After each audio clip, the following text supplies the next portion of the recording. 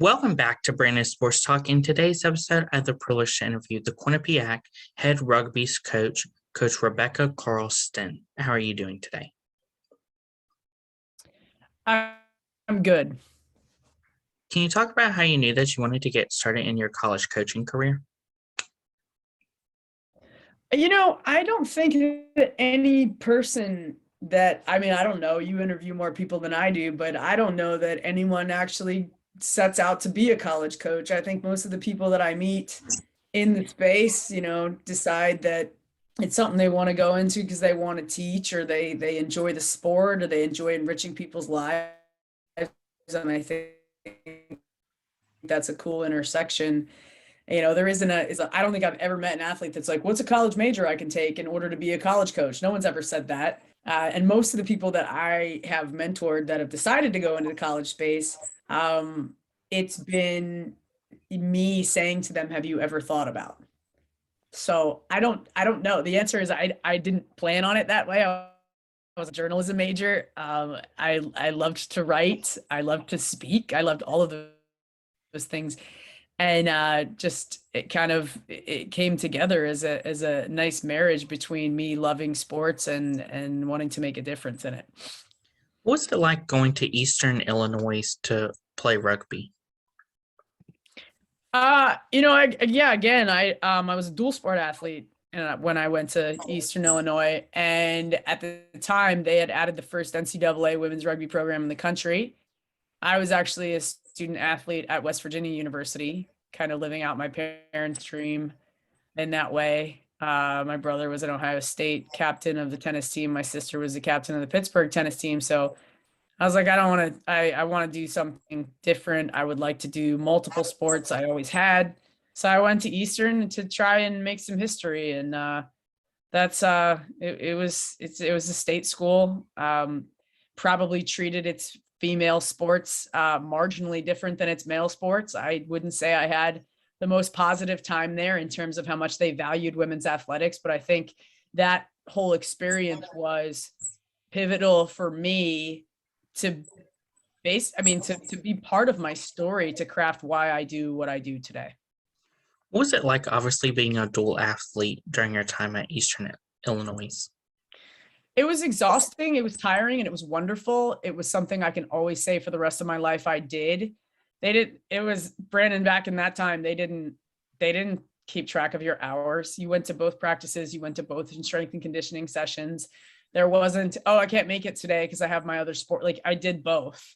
And I'm proud of that. And it was a fun time of my life to be able to say that I did that and I enjoyed it. And I don't think, it's funny because our own campus didn't pick up on it until my senior year. Like, someone was watching a tennis match and someone's like, doesn't she play rugby? And someone's like, no, I don't think so. And then they did an article about it. But as I think I alluded to in the last question, they just didn't, what female athletes did at Eastern Illinois didn't really matter.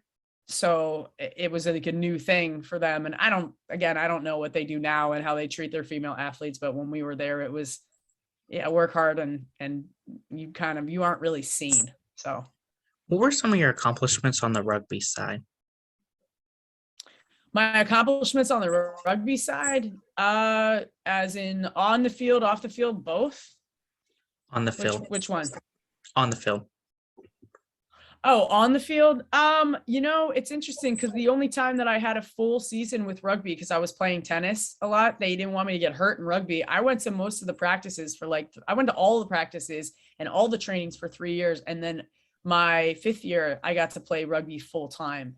But accomplishments on the field, I'd have to go back and look at stats. I mean, I won the Fighter First Award and the Strength and Conditioning Award and all of that. But I mean, for I think contributions after the fact, and what I've done for the game are a lot bigger than what I ever did on the field. But again, rugby was at a much different time when I played than it is now, and in the way that the game is developed. What was it like, obviously, after your college time, getting into college coaching and getting your first coaching job? Well, I got it at Eastern Illinois. And I came back from working at a school in Virginia, and then I went back to be the assistant coach at Eastern. It was I think there should be some workshop on this for athletes that transition into coaching, because it's such a challenge, right? Because you're close to their age, most of them, if you're at the program that you graduated from. And there's really no workshop for that, and you're so familiar with them, and there's all kinds of changes in I guess in authority and all of that. So it was quite a transition. It was, I had a decent mentor and my head coach that kind of transferred me over in that way, but I went right back to the program that I came from. So I wouldn't be able to, speak to the challenges of what it's like to go to a completely different school, and start coaching after you've left as a student athlete. But yeah, my first experience, it was you learn as you go, and figure out how you're going to suddenly be an adult when previously you were the young athlete playing out on the field, and now you're not. So yeah. What was that like, obviously coaching at your alma mater and getting your start there versus going to a different school? Well, I mean, if you look, I didn't have that option. We were the only NCAA program in the country, and we remained so. Goodness, for only NCAA Division I program in the country, we remained that way until I got the job at Quinnipiac. There was nobody else on the Division I island until Quinnipiac added, where I coach now. So it wasn't an option for me in a lot of ways. And then I left coaching to work at USA Rugby, because the job was to get more programs. There was nothing. It was like if someone could have created the ideal job for where I was in my life and what I wanted to fight for, it was the job that I got. So, I walked across the stage after my master's graduation, and I drove to Colorado, and I was the emerging sports program manager, trying to convince athletic directors and presidents to invest in the sport and expansion for the sport for women in the United States. What was that like, obviously working for the US Rugby team, getting other teams in the college level? Well, I worked for the national governing body, not necessarily for the team. They were a part of it, but I worked for the national governing body. I would say it was a relatively half-hearted effort on USA Rugby's part. I don't know that they really invested in the idea of the expansion for women's rugby. I don't know that they wholly invest in it today in 2022. I don't know that that's probably pretty much a point of contention when you look at the disparities between the programs. But it was a learning experience for me. It's interesting now, because back then there were many people in the rugby space that were like, NCAA rugby is ridiculous. It's never going to happen. You're wasting your time. Your position is nonsense. Just a lot of naysaying coming from people now that actually make a very lucrative living and being hired as an NCAA rugby coach, for all the people that never believed that it should ever have been a thing. So it's a kind of interesting how all of that comes full circle, and how people tend to change their tunes in gratitude and recognition of a movement when it suddenly involves their paycheck. But that's I don't know that at the time USA Rugby definitely wasn't invested in it any more than they really wanted to be. It was more of a checklist item to say, hey, we kind of care about this. We need to put some money into it. We don't really care if it succeeds. But so it was basically just myself and Kristen Rickheimer in the office that cared about the initiative, anywhere from creating our own. We did everything on our own. There was no help from marketing. There was no help from printing. There was no graphic designer. We did everything. From top to bottom. And most of the things that we did to lobby for the sport usually ended up coming out of our own pockets, to be able to travel all these places and talk to athletic directors who even then weren't really ready to hear the conversation about why women's rugby was a legitimate sport in the United States.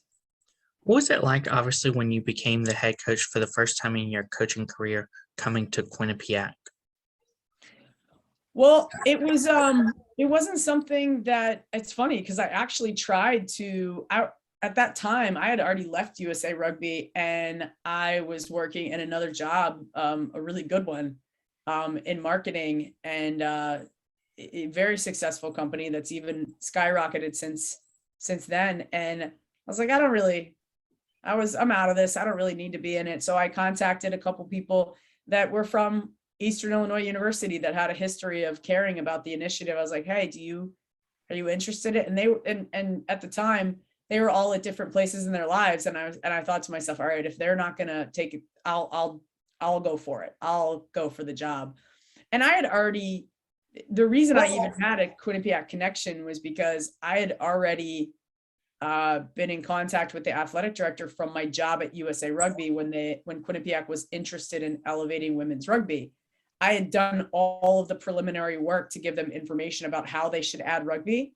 And there I was sitting in my office, a year and a half actually after I was no longer at USA Rugby, and I see this ad come across the MSN ticker that's like Quinnipiac, has to add sports. They're going to add rugby and acro and tumbling and golf. And I was like, oh, that's interesting, because I helped them do that, and now they're going to do it. And because their feet are being held to the fire in the court case. And then I got a call. From what was she at the time? The membership director is like, hey, by the way, Quinnipiac University is looking for you. And so that's how they kind of hunted me down.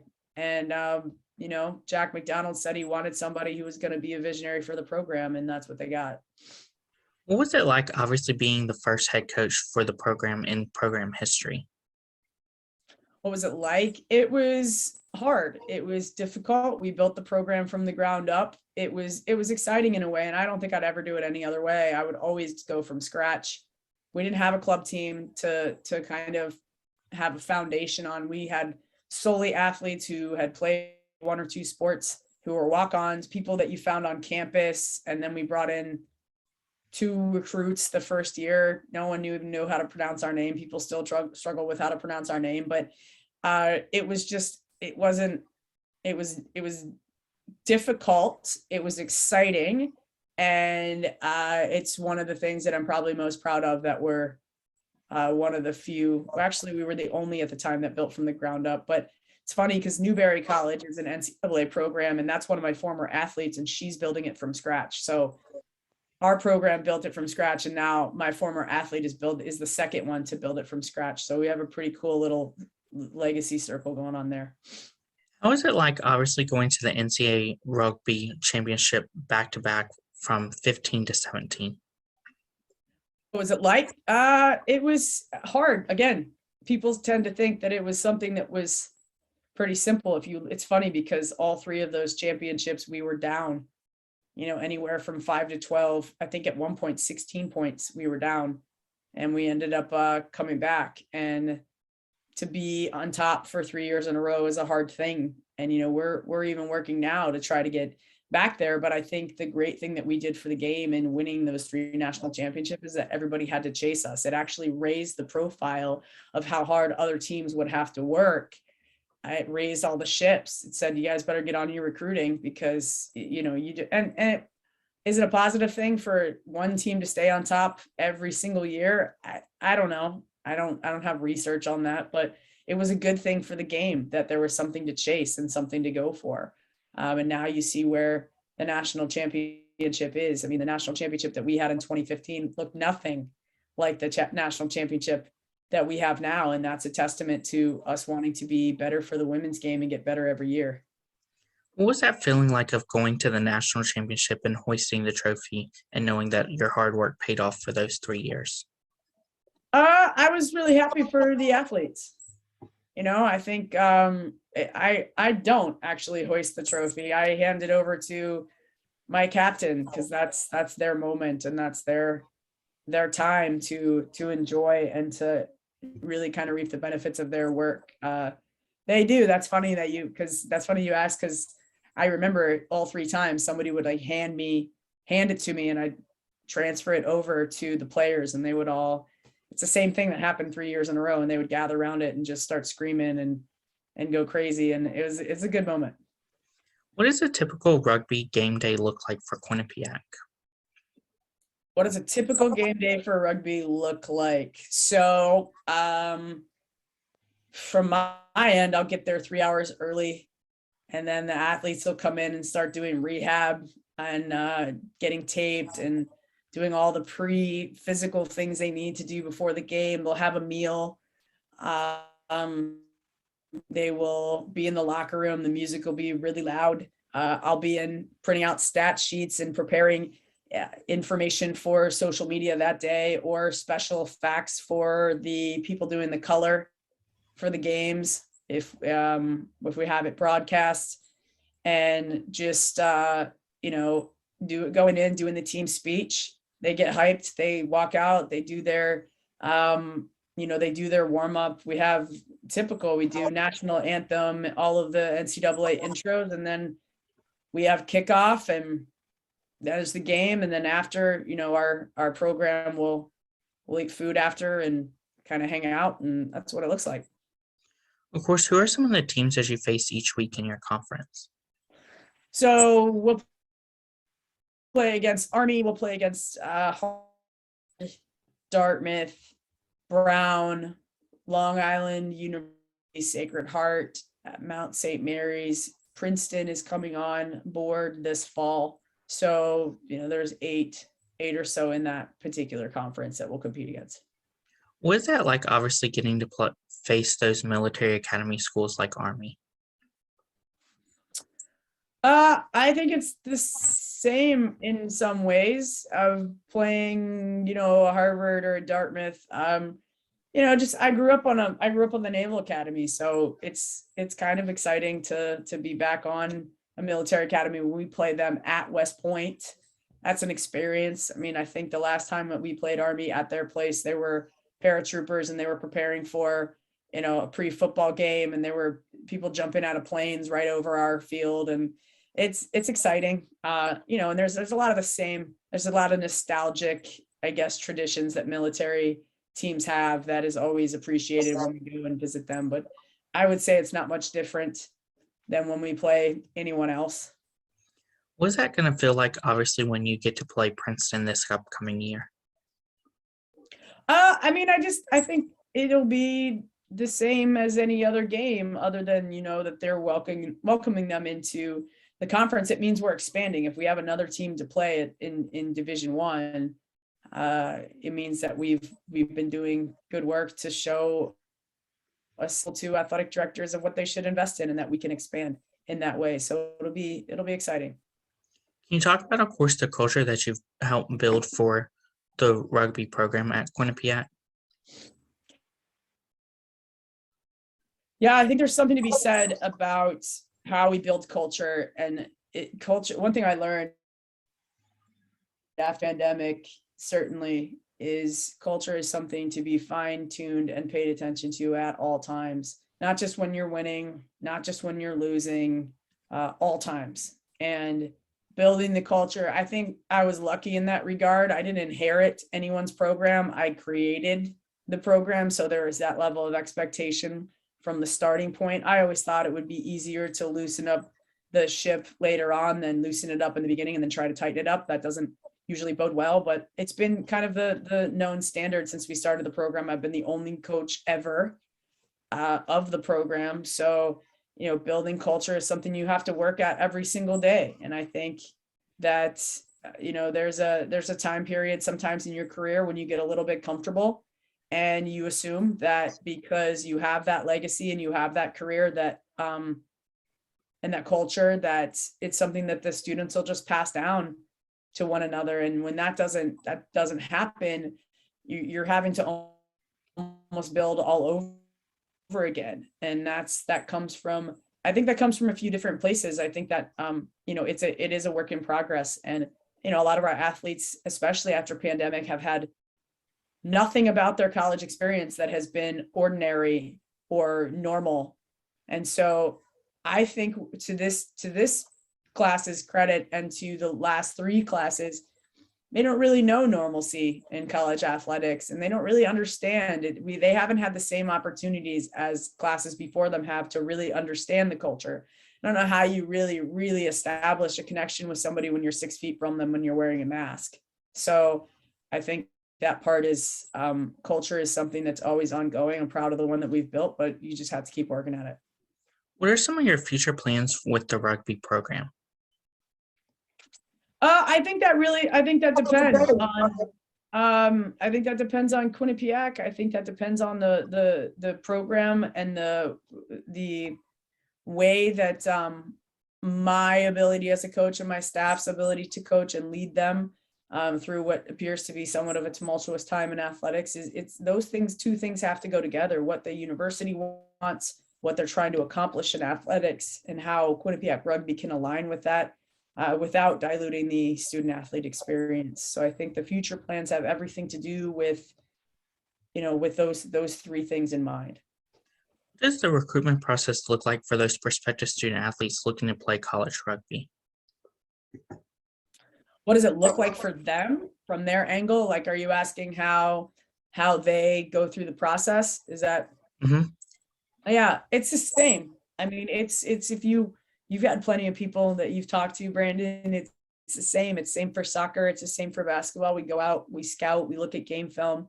I think the one challenge with rugby is that it's still relatively in its infancy compared to other sports within the NCAA, and I think parents in general kind of struggle a little bit with even understanding the college recruiting process, regardless of sport. And because rugby is not as old as soccer, not as old as basketball in terms of its relationship to the NCAA, I think it's problematic sometimes for parents to understand that our process is the same as soccer. It's the same as tennis. It's the same as lacrosse. So they should be having the same experience if coaches like myself in the NCAA that coach rugby are doing it the right way. There should be no difference. But again, I think the recruiting process is very similar. Of course, when you're on the road, what are some of the things that you look at in these prospective student athletes that are future rugby players?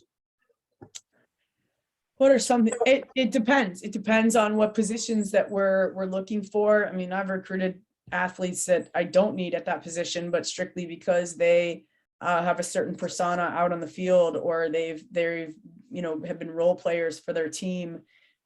We look for players that do things for their team, and that what I notice about sports, and especially when I'm recruiting, is that so much of how teams that I watch function, or they come in to a group, to a circle during a timeout, during an injury, during a halftime, and coach just does this, and then they go back out, and there is no conversation between the players themselves. And I think that when I'm watching, I want to see if there are players that engage in that conversation, or if there's players that take other players aside, even though coach didn't let them speak, and they're trying to communicate with their teammates. I think that's really important, because by the time they get to us, they've been programmed that coach is the only one that's supposed to talk. Coach is the only one that has the answers, which makes no sense, because there is no stoppage in rugby. And the only time I get to talk to my athletes is 5 minutes at halftime. And it's not a whole lot of time, because they're exhausted. By the time they catch their breath, they're back out on the field. So why wouldn't you want to arm your athletes with the ability to communicate with each other and to problem solve without you?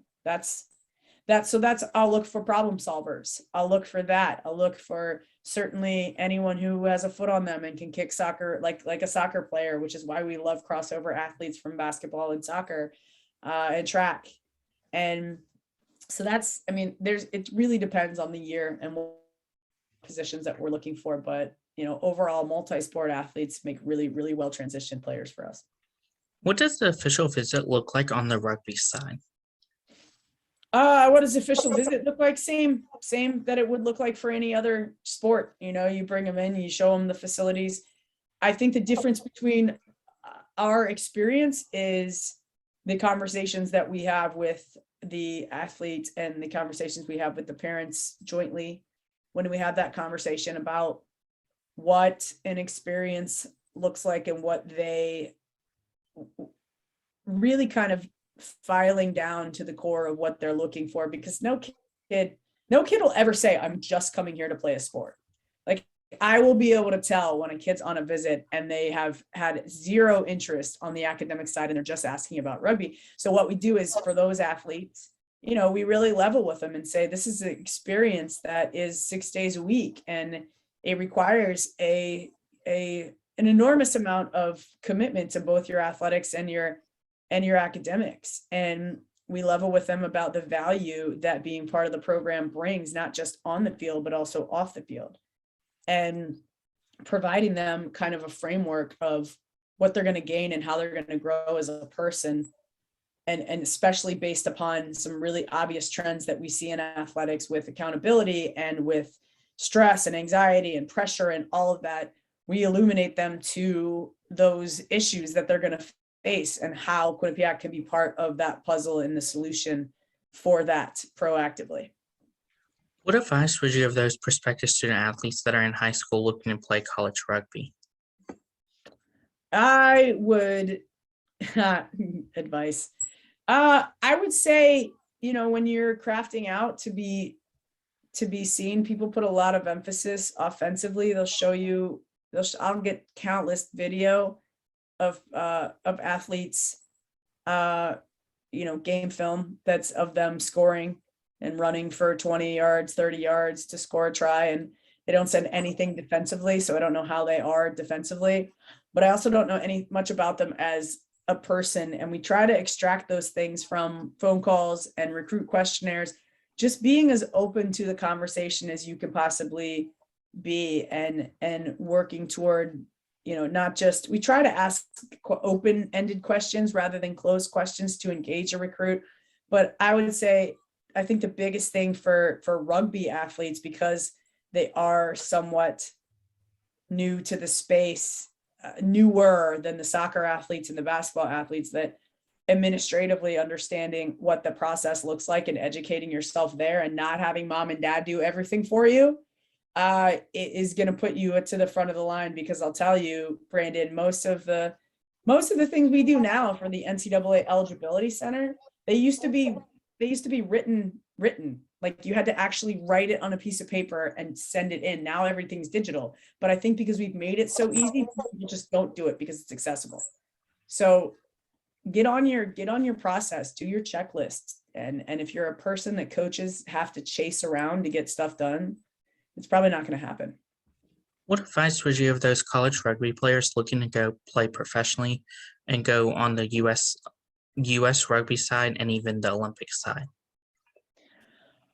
Yeah, it's funny. That's funny you asked that too, because when Ilona Mar started playing for Team USA, and everyone was asking me all these questions. They're like, how do you train an Olympic athlete? I was like, I don't train Olympic athletes. I train college athletes. I train 18 to 22-year-olds who are going to school at the same time they are pursuing a sport that they love. And for advice to go play professionally, there isn't really anything that's out there for women professionally that is in the same sense of what you would imagine as professional, as paid, as supported, as recognized, as resourced properly.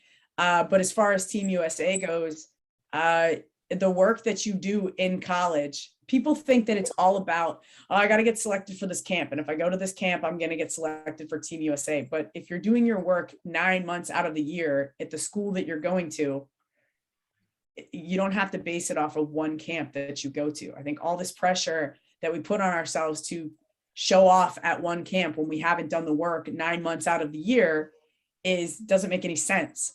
So if you put more emphasis on the experience that you're having educationally and academically, the rest of it takes care of itself.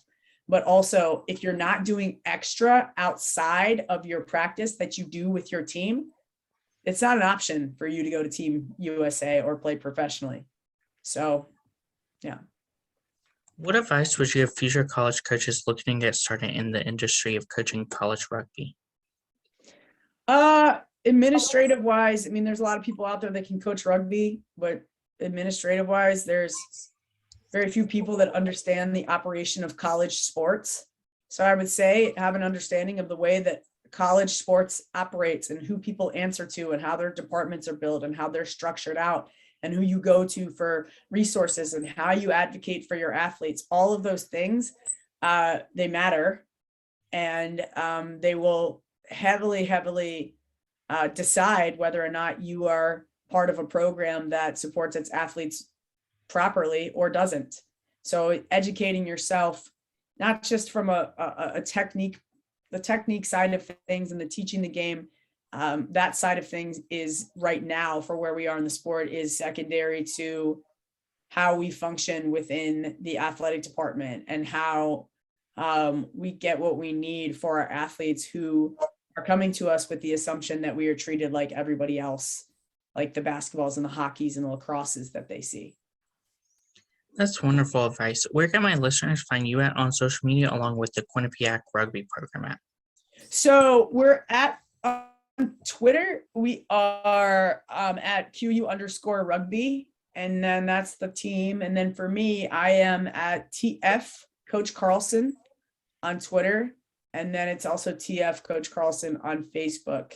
And I have a website, which is thefearlesscoach.org. So you can get onto my mailing list. You can follow there.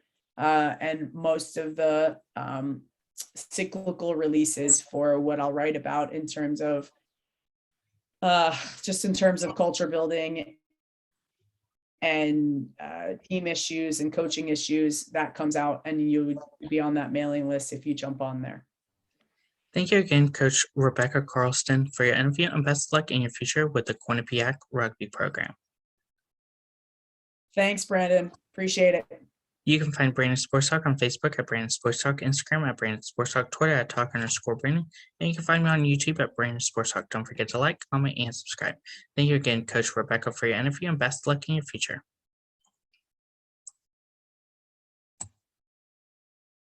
You've been watching Brandon Sports Talk. Please feel free